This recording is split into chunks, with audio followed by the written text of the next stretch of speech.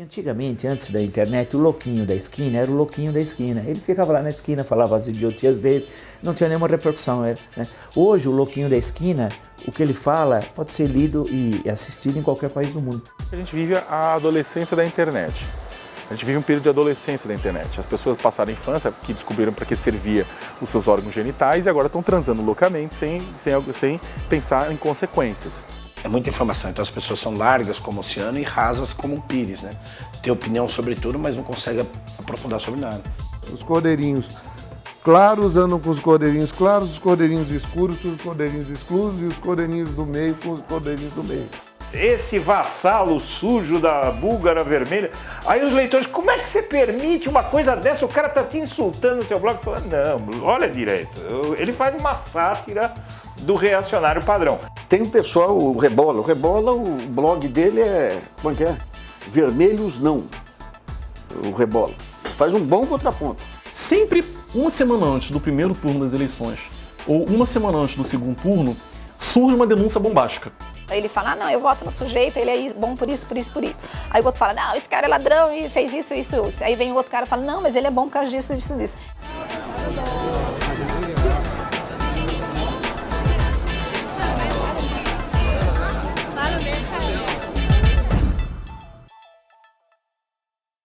Eles funcionam assim como uma rede, né? O que um fala, o outro fala a mesma coisa. Você pode ver que a grande imprensa no Brasil, todos têm a mesma opinião. Você pega o Estadão, pega o Globo, pega a Folha de São Paulo e pega a Veja, a opinião deles, política e sobre economia, é igual em todos, idêntica.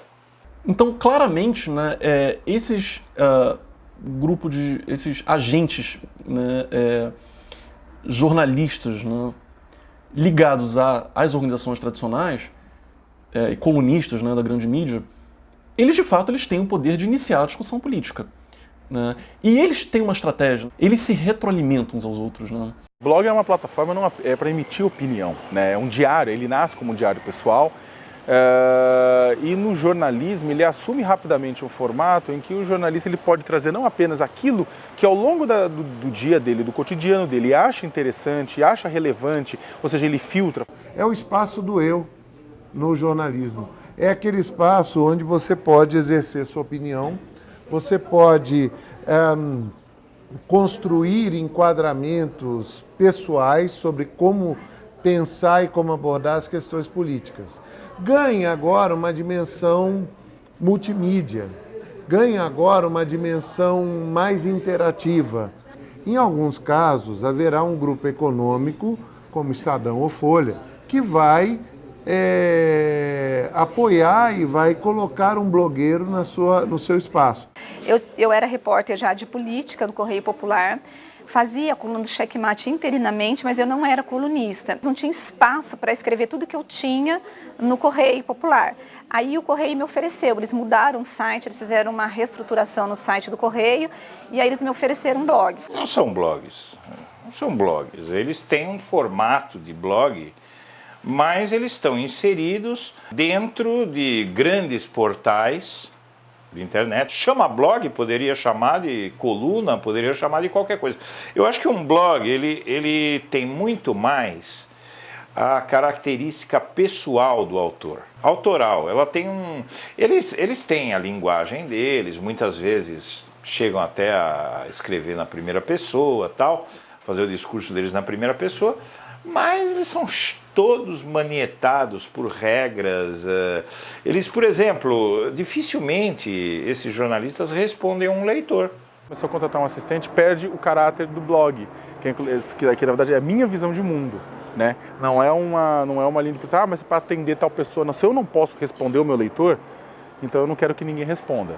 Eu tenho uma equipe, mas é a minha orientação. Né? Eu tenho repórteres que têm os seus próprios textos também.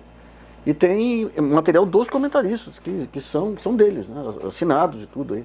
E conteúdo que eles trazem de outros sites e tudo, e sugerem para as discussões.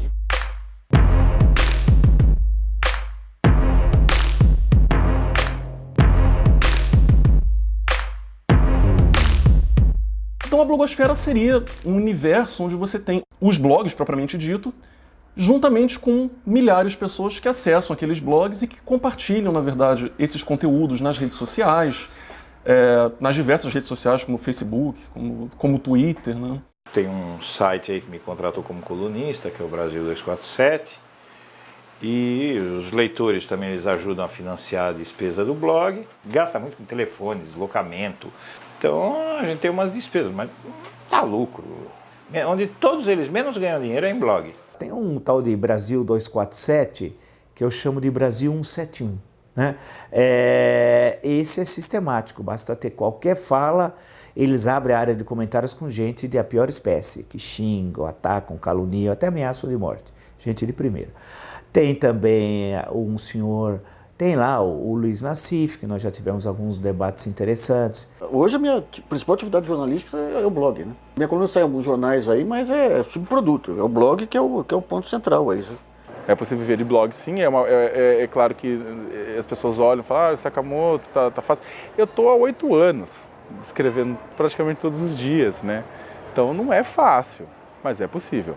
E meu blog demorou muito tempo para ser monetizado, assim, né? Então, para gerar audiência, tudo. De um lado, você tem o que é conhecido como Al-Qaeda eletrônica. Esses ganham muito dinheiro, eles recebem dinheiro diretamente dos bancos estatais, das empresas estatais, diretamente do governo, de governos estaduais, de empresas amigas do governo, que usam esses blogueiros tal, e que dão dinheiro para os blogueiros porque o governo manda dar. Então, você tem esses chapa branca, esses chamados policiais da verdade, como se fosse 1984. Os grandes blogs e os grandes blogueiros das grandes revistas não deixaram de ter anúncio público, inclusive. Petrobras, Banco do Brasil, Caixa Econômica, são anunciantes do Reinaldo Azevedo, né? Eu não ganho dinheiro com ele. De repente, se eu começasse a ganhar dinheiro, de repente, ele começar a vender publicidade. Mas aí a gente poderia discutir, mas será que vai influenciar no editorial? Eu acho que não, mas nunca se vendeu. Mas se eu ganhasse dinheiro, se pudesse pagar o meu salário, eu ficaria só com ele.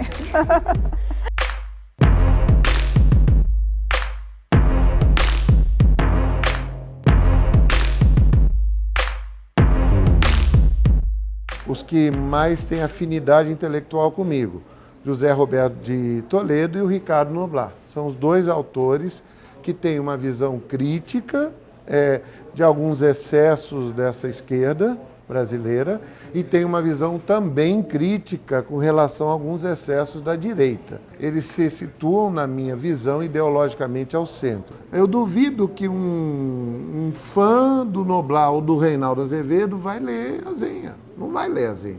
Assim como um fã do Azenha não vai ler Reinaldo Azevedo. Leio de todos os lados. São pessoas que eu tenho que ler para entender o pensamento. Na verdade, para entender o pensamento de outros campos. E eu leio pessoas que são do ponto de vista conservador, de todos os espectros políticos, né? Inclusive, é óbvio, eu leio o Reinaldo Azevedo, né? Então, o que eu acho, eu posso discordar totalmente do que ele fala. Eu leio a Veja também, eu posso discordar totalmente do que a Veja fala, mas é um ponto de vista e eu preciso ler e entender o ponto de vista. Inclusive para fortalecer o meu. A gente tem que ter humildade para saber que a minha matriz de interpretação do mundo não me dá resposta para tudo que eu preciso. Eu não estou no fla-flu. A formação política das pessoas, a educação política é muito ruim. A educação política deveria ser feita desde cedo, tanto em ambientes institucionais, como a própria escola, como a gente deveria fomentar melhor a cultura política, a educação política, para as pessoas entenderem esses processos, né? E, inclusive, entender que o outro, o diferente, não é o meu inimigo. A ideia propriamente de independência eu não identifico nem nos blogs da grande imprensa, nem nos blogs da imprensa dita independente. Em todos os aspectos existem fortes vínculos com grupos ou políticos ou empresariais. Mas esses jornalistas da mídia tradicional, dos grandes meios de comunicação, eles realmente têm uma verdadeira aversão pela dita mídia alternativa e muito mais a blogs. Porque nós dizemos coisas que eles não podem dizer porque são empresas com interesses, empresas, muitas delas, como nessa grande mídia que eu falo, são empresas gigantescas, são impérios de comunicação. A mídia tradicional nos dias de hoje, ela vive de escândalos. não querem ver a realidade, vivem num mundo que não existe. Para alguns nem caiu o muro de Berlim, eles não receberam ainda a notícia que há 25 anos, no dia 9 de novembro, caiu o muro.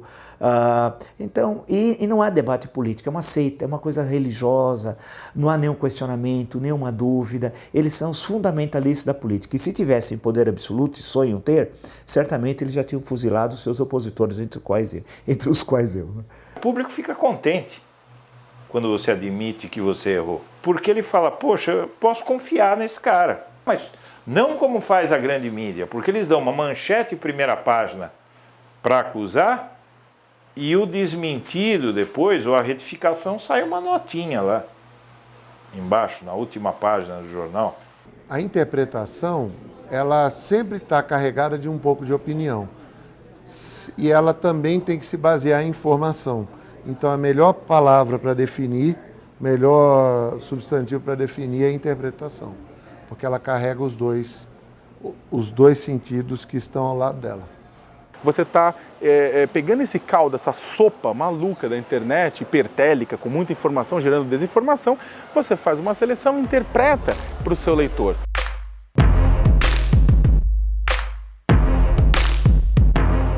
Muitos blogueiros, eles pegam a reportagem, né, o texto, né, que saiu na mídia tradicional, na Folha ou no Globo, eles reproduzem e eles criticam em seguida. Né? E eles desconstroem aquelas reportagens. Né? O jornalismo ele ganha uma dimensão quando você tem os diversos ângulos de uma notícia sendo levantados simultaneamente. Quando você tem um ângulo só, você não está fazendo jornalismo. Você está fazendo campanha, você tem blogueiros que radicalizam a esquerda e tem aqueles que querem fazer o contraponto. Eu acho que o papel nobre do jornalismo é o contraponto. Esse é o papel do jornalista. Nós não somos feitos para poder aceitar qualquer coisa que nos falam. Nós somos feitos para poder investigar, para poder fazer boas matérias e para poder dar voz para as pessoas que não podem dar voz. Então, acho que o meu viés político é muito mais de denunciar. Eu leio toda hora, eu durmo muito pouco, inclusive, né? Eu leio jornais, eu leio revista, eu leio sites nacionais e internacionais, eu vejo TV, eu converso com as pessoas, eu converso com meus colegas que estão na redação. O professor Ariovaldo, ele não tenta se passar por uma pessoa real, é uma sátira, é um blog de humor. Tem um que o jornalista que foi muito engraçado, ele plantou uma notícia, um blog fake, Porsche do Sakamoto é roubado, né? Então, fazendo uma brincadeira, uma ironia com o que eu falo sempre com relação à propriedade privada, carro. E tem muitos leitores conservadores que acreditaram nisso e ficaram postando, veja, o Sakamoto tem um Porsche. Tem gente que acredita no sensacionalista, notícia do sensacionalista, notícia do Piauí Herald, que eu acho sensacionais o que eles fazem, de ironia do mundo. Tem gente que acredita. Falta amor no mundo, mas falta interpretação de texto, sabe?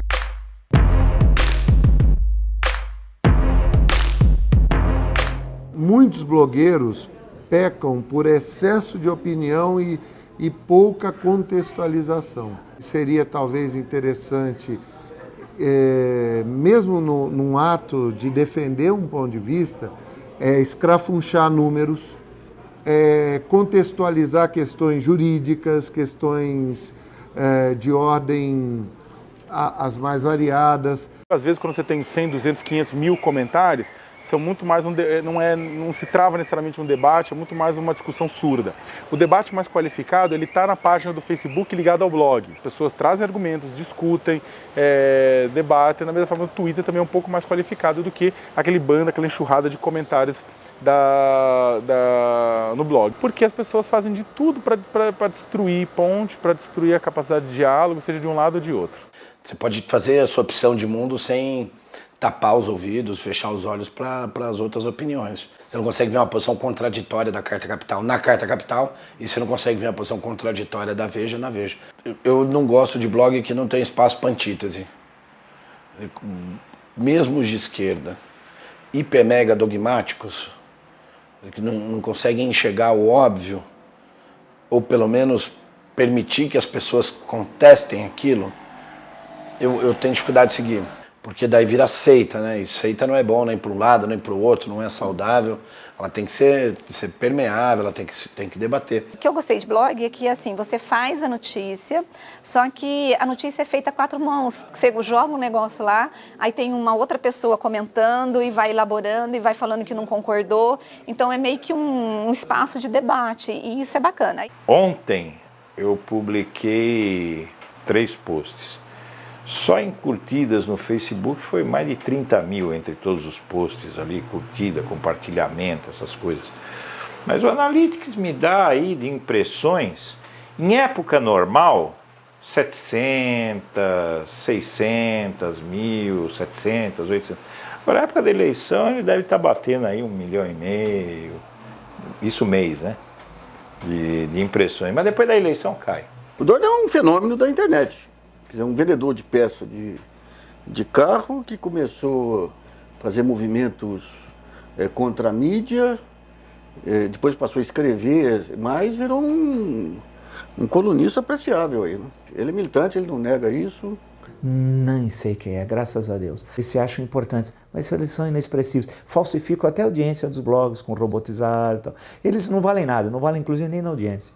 Coloquei o meu blog, que na verdade ele está linkado ao site de São Paulo, da Bandeirantes São Paulo. E ele é um dos blogs mais lidos em todo o Brasil, né? Dentro dos blogs que existem dentro do site, acho que o 3º ou 4º assim, mais lido do Brasil. Não é uma coincidência, né, que os blogueiros mais lidos eles sejam blogueiros vinculados às organizações tradicionais, né, às corporações de mídia. Eu busco escrever para um público formador de opinião sem partido ideológico. O blog, o meu é fundamentalmente interativo. A maior parte do conteúdo lá são ou comentários, posts de leitores, de comentaristas aí, ou conteúdos de outros locais que eles trazem e sugerem, né? Pelo menos, assim, durante 3 vezes por dia, eu estou postando novas notícias. O principal gerador de tráfego é o Facebook, né? O UOL, ele fica em home do UOL fica em segundo, depois você tem entrada direta, bookmarket, tipo, as pessoas entram direto que estava lá salvo no computador, depois Google e Twitter. Então é uma comunidade que ela, na verdade, espera aquele texto ele serve para um debate. As pessoas leem, mas elas sempre podem agregar algo àquilo que é construído, ainda mais quando é opinião. Então, eu coloco a notícia, aí eu já jogo no Facebook. E, às vezes, eu tenho mais comentários no Facebook do que no próprio blog, porque acabou migrando. Os blogueiros críticos à grande mídia, eu diria que é uma guerrilha, né? Eu gosto de comparar uma guerrilha. É uma guerrilha, né, que incomoda, né? Que incomoda. Se não incomodassem, eles simplesmente iriam ignorar, né, a existência desses blogueiros críticos, né? Mas eles não ignoram. Mas eu não faço militância. A militância, ela te constrange tanto quanto as limitações que os jornais fazem aos seus jornalistas hoje em dia, né? A militância, você fica preso à militância, você perde os seus críticos. Para mim, um blogueiro que mente não vai me interessar. Talvez se for literatura, mas aí se a literatura não tem a ver com mentira, tem a ver com ficção.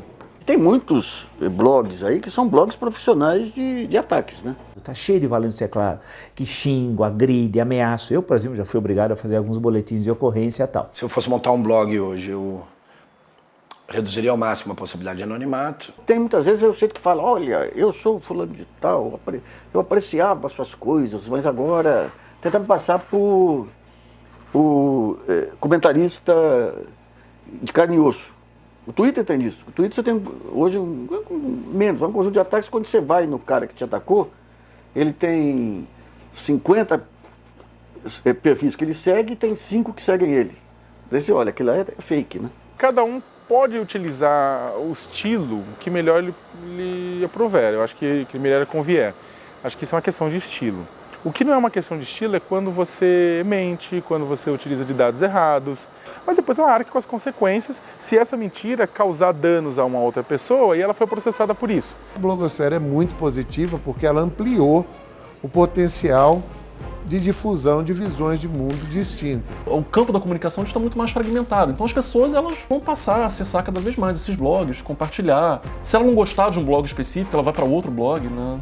Todos os dias surgem blogs novos. Você tem aquele conjunto grande de opiniões, e desse conjunto de opiniões você dá opção para o leitor, não só para ouvir as opiniões e ter a sua, mas como manifestar a sua opinião, né?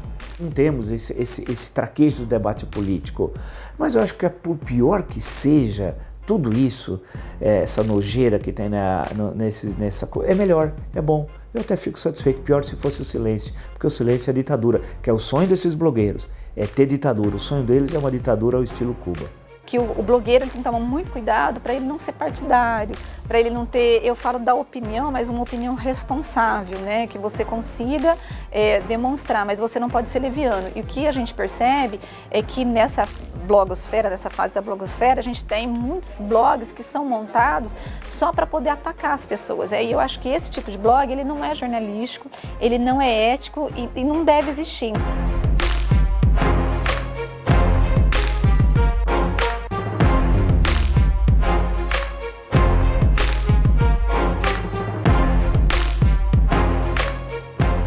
Todo mundo que gosta do Nassif, isso aí, Nassif, legal, Nassif, valeu, Nassif. O Azenha, Azenha, bacana aí, ó, legal. Fica um negócio câmara de eco.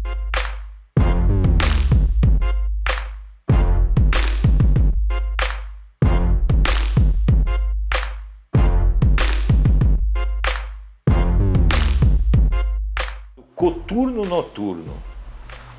É um negócio engraçado porque o cara, ele exalta a ditadura militar.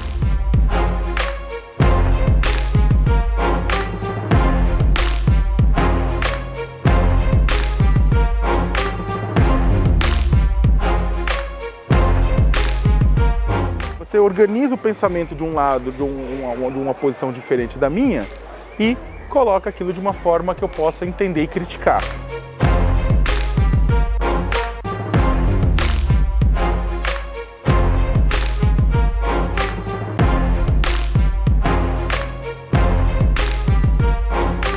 É melhor ser blogueiro sujo do que ser blogueiro limpinho, né? Do que ser blogueiro limpinho, né? Aquele blogueiro da grande mídia, né?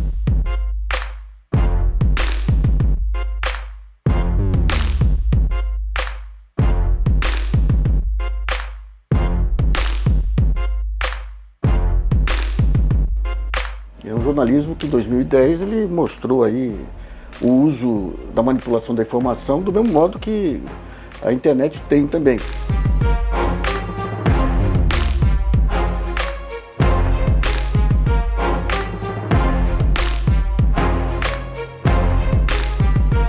É uma guerra, o debate é assim, ele tem a visão dele, eu tenho a minha, ele fala segundo o que ele pensa, apresenta os dados e eu também.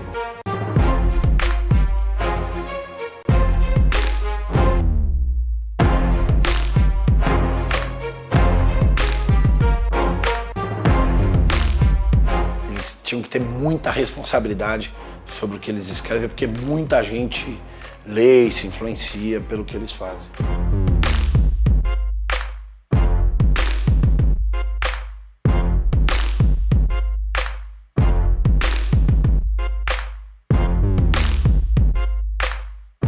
Eles mandam mensagem, eles meio que acham que vocês são donos da gente e você fica meio refém.